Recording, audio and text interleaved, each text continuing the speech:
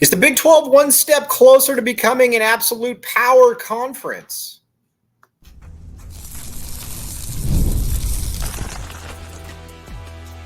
You are Locked On Wildcats, your daily podcast on the Arizona Wildcats. Part of the Locked On Podcast Network, your team every day. The show is brought to you by Gametime. Check it out. All kinds of good stuff at Gametime. Again, get your lowest ticket prices guaranteed. You know all of it. Gametime. Check it out. I'm your host, Mike Luke. Thanks for keeping it locked on Wildcats. All right, now we are going to talk a lot about conference expansion and the Big 12. First of all, it's fun. Second of all, we got some pretty good sources on this.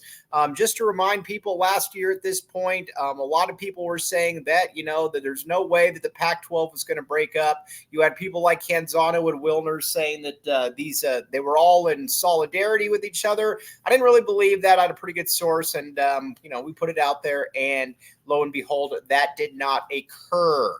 And the one that was waiting in the wings when everything blew up was Brett Yormark. Sound familiar? Well, we're revisiting this again here with the ACC. Now, to just kind of get down to it. Now, obviously, Florida State, Clemson are not happy with the way that things are currently being run in the ACC. There's a lawsuit to try to get out of the conference because they don't believe that, they're being paid, for a variety of different reasons. But so again, things are not going well between the ACC, Florida State, Clemson, and all of them obviously are there trying to get out of it. Now, a couple different things.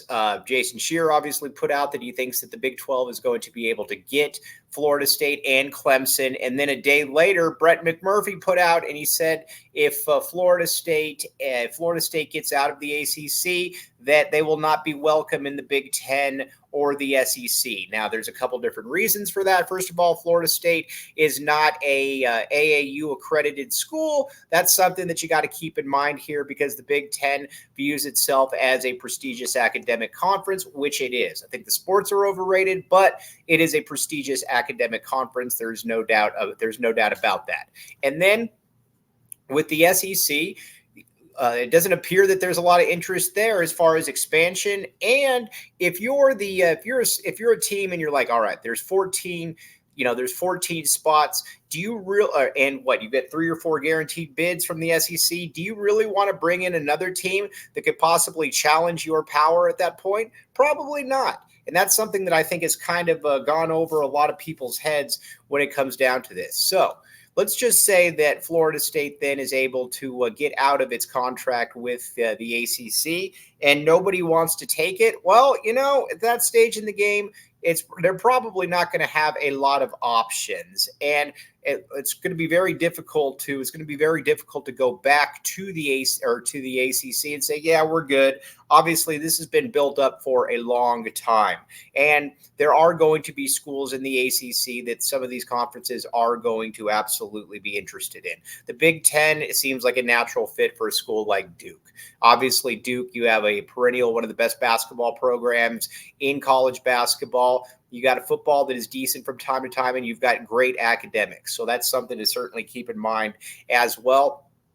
And then North Carolina would obviously be an attractive option there. So if that were to happen, then the ACC is going to be dead as you know it. And if you're Florida State and you're Clemson and some other schools, you start looking for some lifelines elsewhere. Again, it doesn't matter necessarily if you view a conference as being beneath you. If you don't have a ton of other options, that's just the way it is. I mean, look at it. Utah and ASU last year, they did not have a lot, they did not want to leave the Pac-12. And they were very clear about that they did not want to leave, that they wanted to stay in there. But, at the end of the day, the Pac-12 folded and the Big 12 was right there. And I think that's part of the genius of Brett Yormark.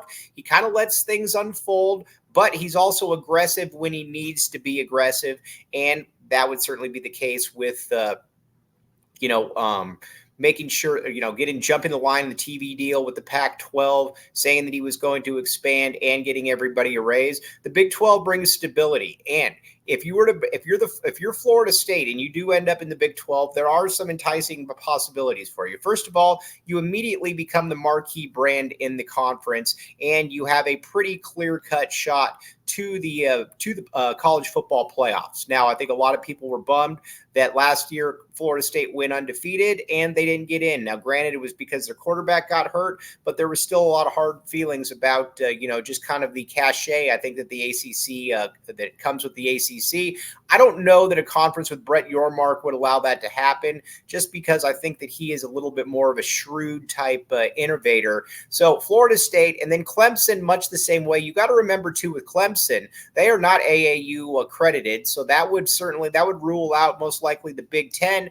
And if you're the SEC, do you really want to bring in another school, Clemson, that I realize hasn't been quite what it was, especially last year, but that they're a threat to be able to beat anybody from a talent, from a coaching perspective? Do you really want them threatening one of those high-profile bids?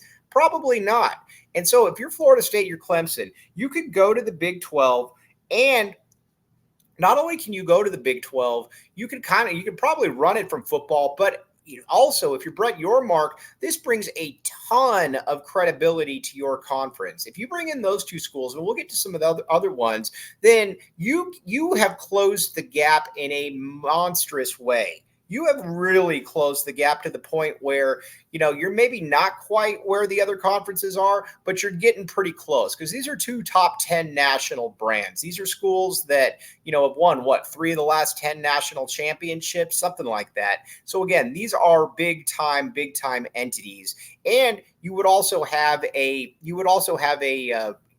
league and a conference where, you've got a really good middle. You've got a Kansas State. You've got a Utah. You've got, maybe even get an Arizona. You've got schools like that I think would factor in very well, that would factor in very prominently to what you want to do. So, but adding those two would be, obviously huge. Then another one that you would love to add is Miami. Now, Miami's a little bit different. They are AAU accredited. They haven't been quite, obviously, what Florida State and Clemson have been, but they're still a top 10 national brand that resonates. They would fit in very well in the Big 12. All of these teams, honestly, all these programs would fit in very well in the Big 12 with what Brett Yormark wants to do. So, those are 3 priorities. Then I think there's a 4th one that we're going to look at here in a second. But let's say that you're looking at these games and you're like, oh, man, I'd like to go to some of these, but I don't know where to find tickets. Download the Gametime app today. Use code LOCKEDON for $20 off your first purchase. Terms apply. Again, all kinds of really good stuff. Download the Gametime app today. You will thank me later on this one. It's good for sporting events. It's good for concerts. You name it, it's got it. Check it out, Gametime. Again, everybody's using it because you want to save money and you want to be able to go to some cool stuff. Check it out, Gametime. Thanks for keeping it locked on Wildcats and making this your first listen of the day. I am your host, Mike Luke. All right, now let's talk about, so those are the 3 schools. Now, Miami's a little bit different. They are AAU accredited. Obviously, that's a little bit of an interesting situation. But then you got Louisville. Louisville, to me, is the fascinating one in all of this, because Louisville has solid football historically. There's been some ups and downs, but overall pretty good. And then basketball, obviously it is in the dumpster right now, but Louisville basketball is an absolute national entity at its highest, because it brings in top 5 money in the country. It always will. Now, they got a new coach in there, but in my lifetime, between Denny Crum, Rick Pitino, you've had coaches there that have been able to win national championships, get to Final Fours. It's not a blue blood program, but it is definitely in that next tier. They bring good football. They bring good basketball. They bring the possibility of great basketball. They would fit in very, very well with what Brett Yormark is envisioning. And I think that their fan base would like to go there. You look at it, and again, not everybody, but I think Louisville fans are very open to the possibility of joining the Big 12. Again, it's a rabid fan base. They like basketball a great deal. That is a big part in all of this. They like basketball. And, some of these schools we're talking about are, primarily football schools, but they all bring some intriguing basketball possibilities as well. So ideally, let's just, look at it and say, okay, if you were able to get Clemson, Louisville, Miami, and Florida State, then at those negotiation tables, you take a backseat to basically nobody at that point, because you have the best basketball you have the best basketball conference in the country, and I don't think anybody would even come close to questioning that. And then you got football that is not that far off. So that's where I think you kind of stand. And then you got some other possibilities as well. I mean, that's obviously what Brett Yormark would like to be able to get, but let's just say that he can't get all of that. Then you got some other interesting schools. You've got a North Carolina State.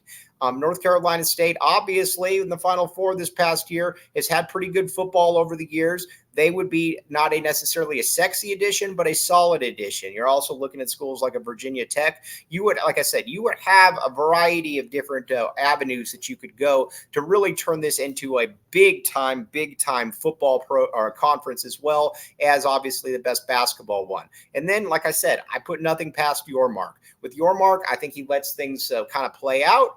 And then he's like, at the end of the day, hey, I got the seat open right here. And you find out it's really not that bad. The dude gets it. He's got a vision. We're going to talk about that vision next. Thanks for keeping it locked on Wildcats and making this your first listen of the day. I am your host, Mike Luke. All right, now the Brett Yormark vision then.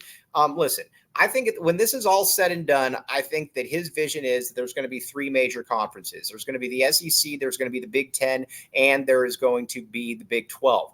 And I honestly think that, while the Big Ten, from an academic perspective, cares about the AAU accreditation, I don't think Brett Yormark cares at all about that. And honestly, I don't know that he should.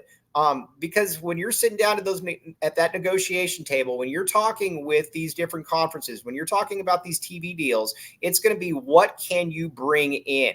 What kind of programs do you have? What kind of viability do you have? And adding those four schools, or any of those four schools, would bring a ton of viability to that conference. And again, I don't think that he's really going to care about the AAU aspect.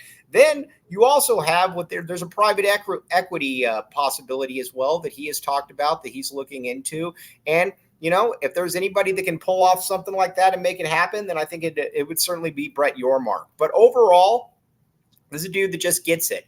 And this, as far as the time frame goes, this could, who knows? This could be done in a year. This could, maybe they go back to the ACC. I don't know. But a lot of that is going to depend, obviously, on how the courts play this one out. If the courts play it out and, they're free to go, I think that you might find out that they're going to be in the Big 12 sooner than later. If it drags on and they feel that, and the courts feel that they have to stay with this law, or, in the conference, then obviously that puts a halt to that. But either way, the Big 12 is positioned very nicely, if this all collapses, to be able to take it again. That's what he did last year. Like I said, Utah, Arizona State, they didn't want to go. And these are programs like Arizona State's in the sixth most populous place in the entire country.